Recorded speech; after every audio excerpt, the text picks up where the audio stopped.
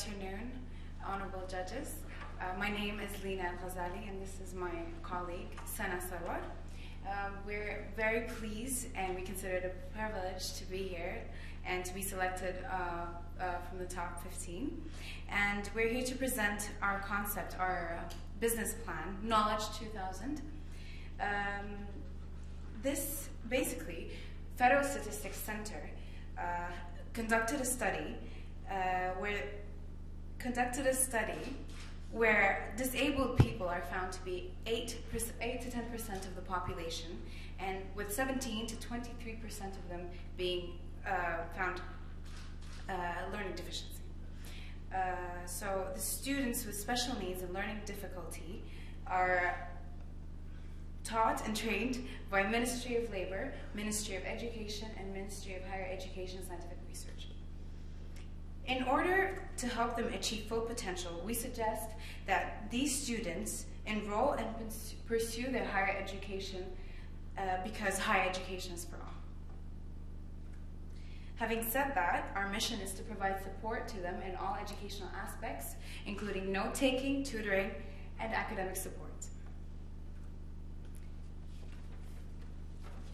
As it proves, there is a need to develop inclusive learning opportunities and competencies to contribute to an enriched society for the students.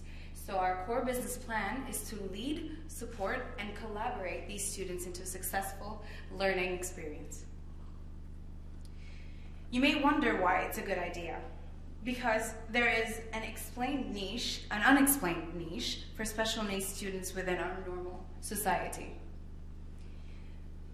In order for us to improve their experience, we have to consider the moral, humanistic, social, and economic aspects. The proposed project has an initial setup. It's going to be managed as an LLC corporation, and 40% of it will be equity with 60% debt. The following is a picture of a planned office location located on Abu Dhabi Main Road near ADU. Now, this is our operations plan. First step, we'd like to visit the University Students Affairs Office, and then we would like to engage with the students, and we refer to them, at this point, we refer to them as clients. And now we appoint second-year students or above as their caseworkers. Academically distinct second year and above students shall be recruited on hourly basis, referred as caseworker.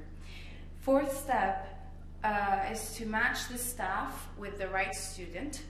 And the last step is for them to diversify the subjects and find out which combinations work best.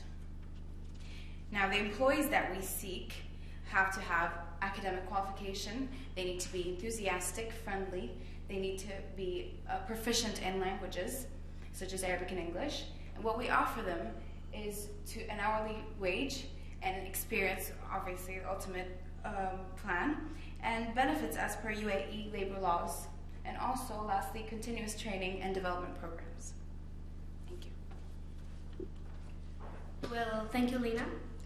Now, I'll be talking about the management, of course, as we are organizing the plan, and the plan needs a management team. So it will be managed by 2 founder members, and the Sana Sarwar will be there, that's me. That will be the managing partner, will be doing in finance, HRM, and in PR in charge. Lina will be handling the marketing and promoting in charge, and we'll be having a consultant who will be providing us extra knowledge regarding our business plan. The management team has their own SWOT analysis. In this, we're having our strengths and weaknesses. The strengths, like, we have worked together, so we're having more confidence to go further in the future with the plan. We are well qualified, and we're having a high experience consultant services. And moreover, we're having a strong background regarding our plan. The weaknesses arises like the service sector is quite new for us, so we're not aware of it a bit, but inshallah, like, if we have the consultancy provided by the international people, so we'll be going further with the business plan. And the group thinking and decision may delay the important matters, of course, like if 2 people are thinking, and group thinking, of course, takes a long time when we are discussing the main decision about the plan. The marketing. Our marketing is like the universities. We are aiming all the universities to make themselves more accessible to the students with special needs for learning difficulties. We are planning to make all the universities so that we can get all the special need and learning difficulties children to come together, and we can provide them more services for the future so that they can get good future background in their future. The universities will be outsourcing their special office functions to us, and we shall be providing the services to them. The competition and the competitive strategy, well, this arises because it's a business. So the special students will be integrating into the university more easily. So like they'll not be getting the students from outside. It will be within the university itself. And they would be experiencing best of their university life, as there will be belongings will be with the normal students. So they will be treated normally with the other students. And the service will also help them to gain more confidence in themselves. The financial indicator. Well, it is an estimated plan. We have done it. Like, we'll be using various assessment tools to find out the financial matter, and it will be having a positive net present value, that is NPV. So it will be added to us, and it might assume that it will be paid back in 4 years and 36 days. That's what the assumption is. In the next 5 years, if this plan works out, so the thing is, like, they'll be getting the basic supports, as our business plan will be planning to expand more further. So that will be dealing with more basic services.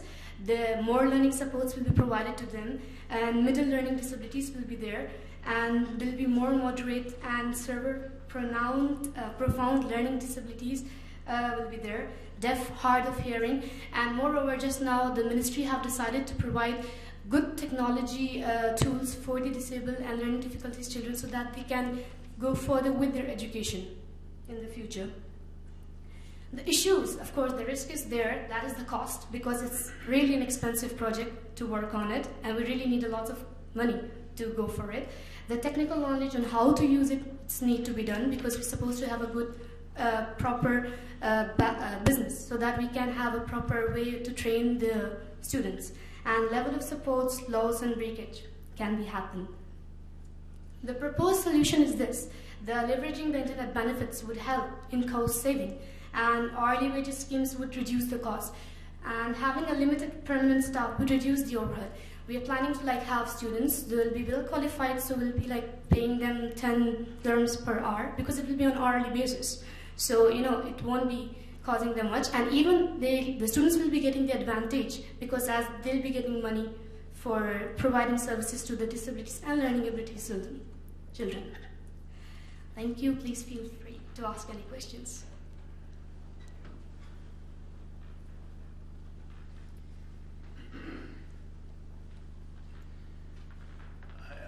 I believe with you that there appears to be a real need.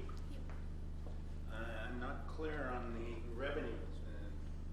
I always look at numbers. I know that. Okay. So you'll set up an office and you will liaison with the different universities to identify special needs students, and then you will pair them up and pay better students to mentor them? Yes. And your revenue source then, you must have the university paying you so much? No, well, there has to be a feasibility study at first, so that we can decide exactly what to pay them and how much. It takes. So will the student be paying for this service then? Well, is that one aspect? Will be the no, it's the government decides what to pay, and considering the wages. So you'll seek government funding? Of course, after doing the study.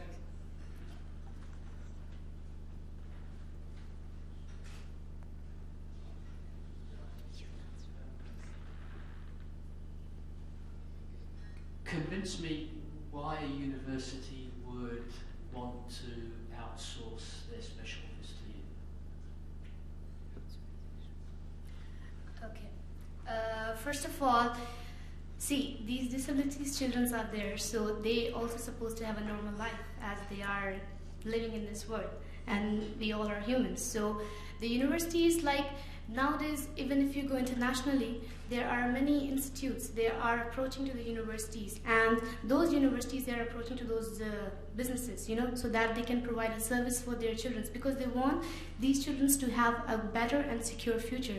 So they don't need to depend on any institute to get training further or like that.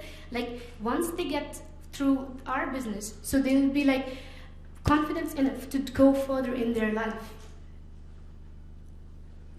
If I may add, to be more efficient, you have to consider the future of these students. So you now have disabled students that you need to educate further. Quoting an example that I read, in Abu Dhabi, there are 1,225 students that are disabled, and 22 of them are working. So if we can better allocate the sources for them to have a better education, a better future, then we could be more efficient as a society. Thank you for the presentation. My question to you is that dealing with learning disability students require a special technique and speciality instructors. How do you plan to acquire such talent? Do they exist in this market, or you're going to attract them from abroad? And if you're going to, how? Explain exactly how you're going to gather that talent base, because if that fails, the whole business model won't work. Okay, we now know initially that there is no law set for. It's just the public and private sector is just not divided into what type of student. So they don't have an amount or a fund that's dedicated to the special needs. But if we do allocate an amount for them, we can then use that to recruit. We can hire internationally known, let's just say, sorry, blockage. We can hire, let's just say, a center from outside. We can hire 2 or 3 of them to come and teach people. Recruit or hire a center to do the job? Not hire a center, no. Recruit 2 or 3 members. How do you convince them to leave their families or jobs to come and